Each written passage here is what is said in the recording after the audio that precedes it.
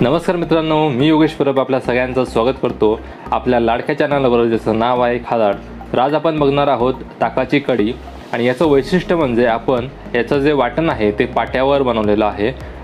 तर मित्रांनो, ते कसं केलं यासाठी आमचा व्हिडिओ शेवटपर्यंत नक्की बघा। व्हिडिओ आवडला तर व्हिडिओला लाईक करायला विसरू नका, चॅनलला नक्की सबस्क्राईब करा आणि व्हिडिओला जास्तीत जास्त शेअर करा।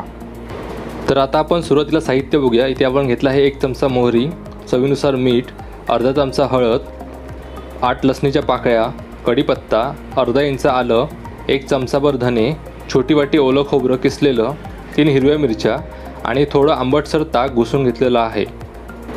तर आता आपण पाट्यावर आलं, लसूण, धने, खोबरं आणि हिरव्या मिरच्या वाटून घेणार आहोत।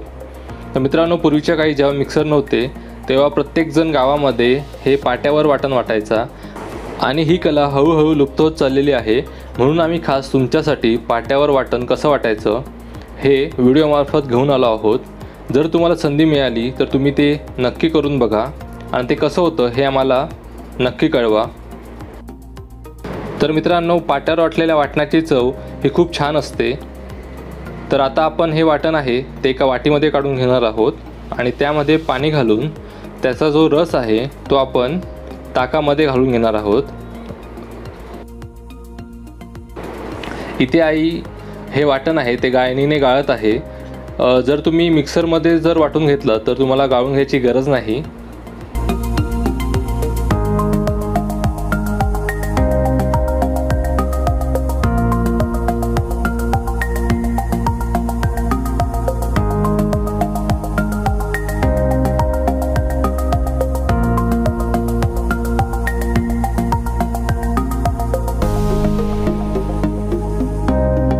आता हे वाटण छान गाळून घेतल्यानंतर आपण पुन्हा एकदा रवीने ते छान घुसळणार आहोत आणि नंतर त्यामध्ये 1 चमचाभर बेसन आणि थोडंसं चवीनुसार गूळ घालणार आहोत।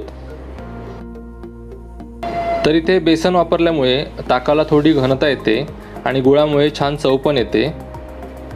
पुन्हा एकदा आपण आता छान घुसळून फोडणीची तयारी करून घेऊया।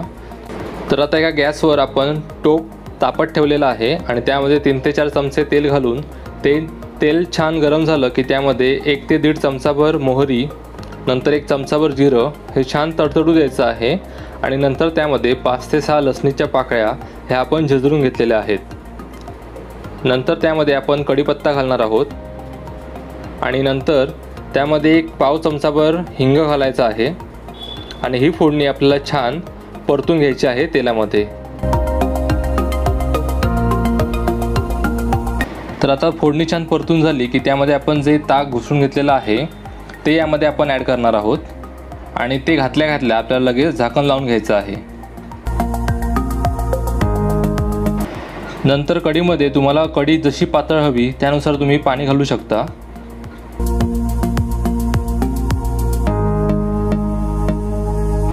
आणि आता आपल्याला कढी ही मंद आचेवर छान गरम करून घ्यायची आहे। इथे एक लक्षात ठेवा, तुम्ही कढी ही जास्त उकळू द्यायची नाही, कारण कढी जर जास्त उकळली तर ती फाटू शकते। म्हणून वाफ येईपर्यंत तिला आपण गरम करून घ्यायचं आहे। कढी छान गरम झाली की त्यामध्ये तुम्ही 1 छोटी वाटी बारीक चिरलेली कोथिंबीर घालू शकता आणि त्यानंतर चवीनुसार मीठ घालायचं आहे।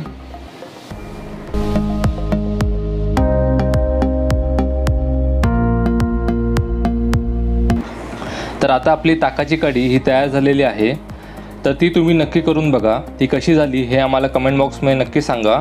व्हिडिओ आवडला तर व्हिडिओला लाईक करायला विसरू नका, चॅनलला नक्की सबस्क्राईब करा आणि व्हिडिओला जास्तीत जास्त शेअर करा। आम्ही तुमच्यासाठी अशाच चमचमीत रेसिपी नक्की घेऊनच जाऊ। धन्यवाद।